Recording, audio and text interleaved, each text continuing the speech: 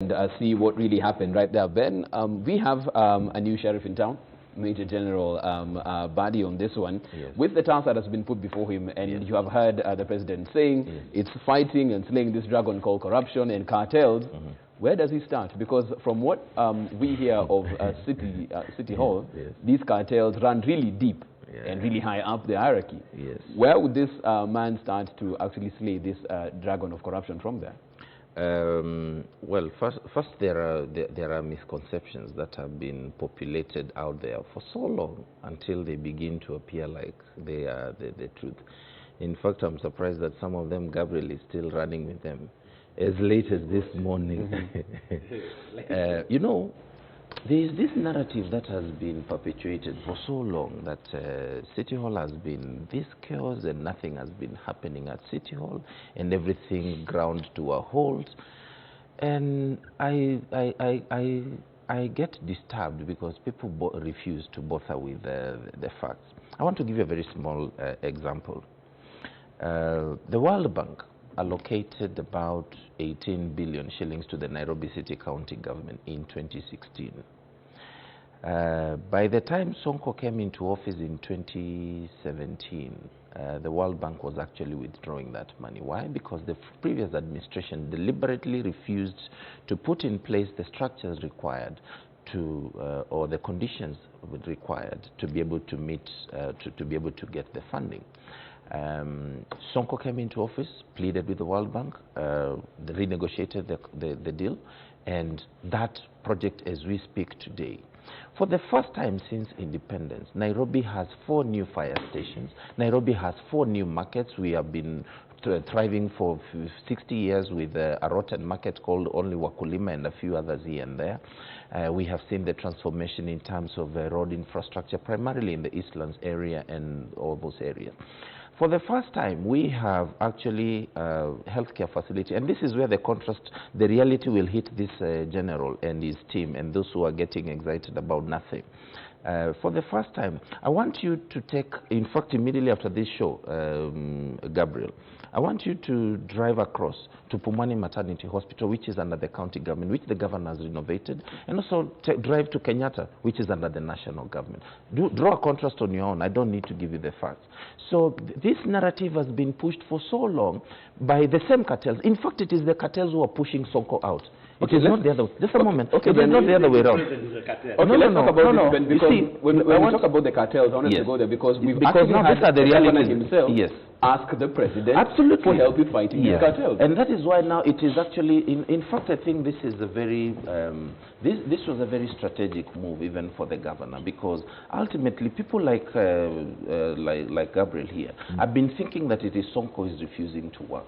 Then now the reality will hit this team that is coming in thinking the Nairobi Metropolitan Service? Yes, I can guarantee you. And believe you me, Nairobi has suffered underinvestment and mismanagement for a very long time. It is not, in fact, if you were to put on a scale in terms of what Governor Sonko has done in 2 years compared to what has been happening to Nairobi, say, the previous 20 years or even 30 years, you'd be surprised at actually what he's been able to achieve under the circumstances of what he found City Hall. One of the key things, you know, people keep entertaining themselves here. One of the key things the governor did, and which rubbed a lot of people the wrong way, was he completely terminated the handling of cash from City Hall. Nobody pays anything by cash.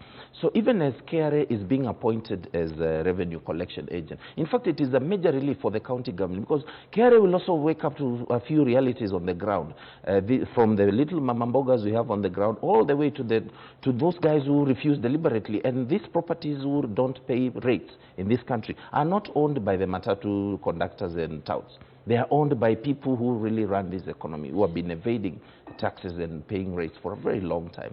So those are realities. And in the next 2 years, in the next 24 months, it will become very clear that actually the problem was not Sonko. In fact, what Sonko was able to achieve in those first 2 years, I want, and as you said actually before the end of the time, it will be very interesting to see what this team will be able to achieve. Because when you talk about now issues of traffic congestion, for example, there are practical and technical limitations in terms of our road capacities versus the population of motor vehicles we have and all that. Of course, the government cannot melt cars from the road so that we can have more more systems in place.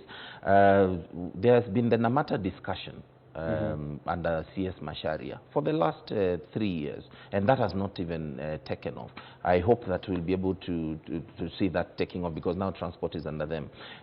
They painted Thika Road with one red line 2 years ago, and that was supposed to sort of transport. So the realities will begin to hit home, and believe you me, forget about the many things that people have been saying there.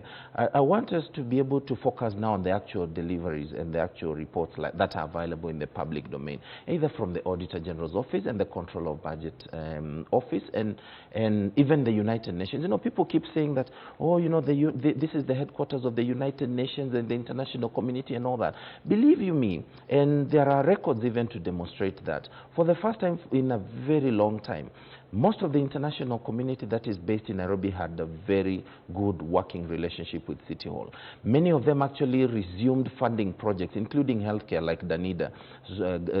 Governor Sonko was lauded as one of the governors who was able to utilize those funds 100% exactly as per the conditions. So, okay, Ben, let me ask, because when you talk about, for someone who probably just tuned in right now, he would wonder, or she would wonder, with a governor who was performing so well, why would we come to this? No, you see, there's this idea of, and as I've indicated, there's this idea of people running with fancy headlines and not bothering to report accurate. Just the same way we are handling corona.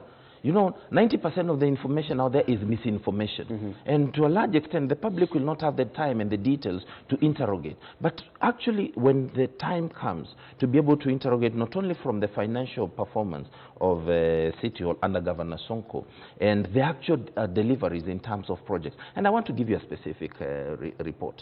The auditor, the Control of Budget report, for example, the financial year 2018-2019, which ended last year, Nairobi had a development absorption rate of 78%. This is actually higher than even what the national government was able to achieve in the same period, which stands at 51%. So it is actually Nairobi County, it is actually Governor Sonko who should have been bailing out the national government, not the other way around. Because Gabriel, when you hear these numbers and you hear these, I want to come to Gabriel on this. Yes, just a moment. Because it sounds like we're talking about... No, these are reports.